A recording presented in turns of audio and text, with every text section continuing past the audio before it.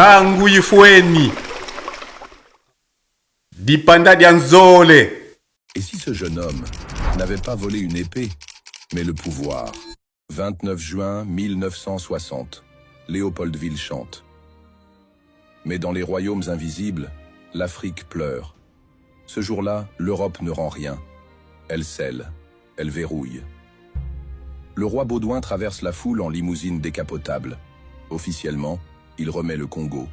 Spirituellement, il prolonge un pacte. Ce n'est pas un roi, c'est le gardien d'un héritage énergétique.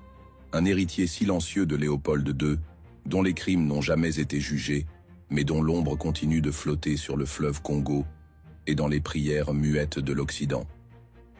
Baudouin ne rend pas une nation, il transmet une influence, invisible, mais active, silencieuse, mais programmée. Et c'est là qu'un déséquilibre surgit.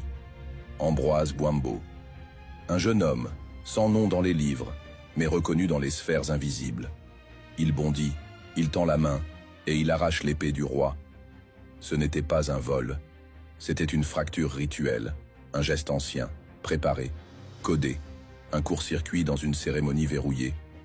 Cette épée n'était pas un simple objet, c'était un relais de pouvoir, un pont entre le trône belge et les racines spirituelles d'un continent fragilisé. Pendant une seconde, la chaîne saute. Le roi ne bouge pas. Kasavubu reste muet.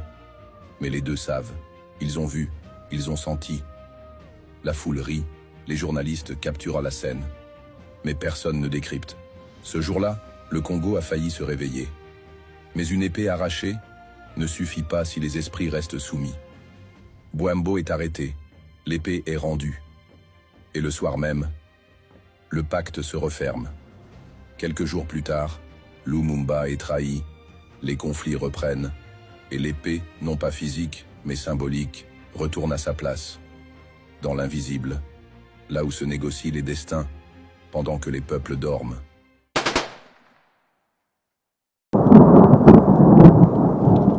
Tangu Yifweni, Dipanda Dianzole.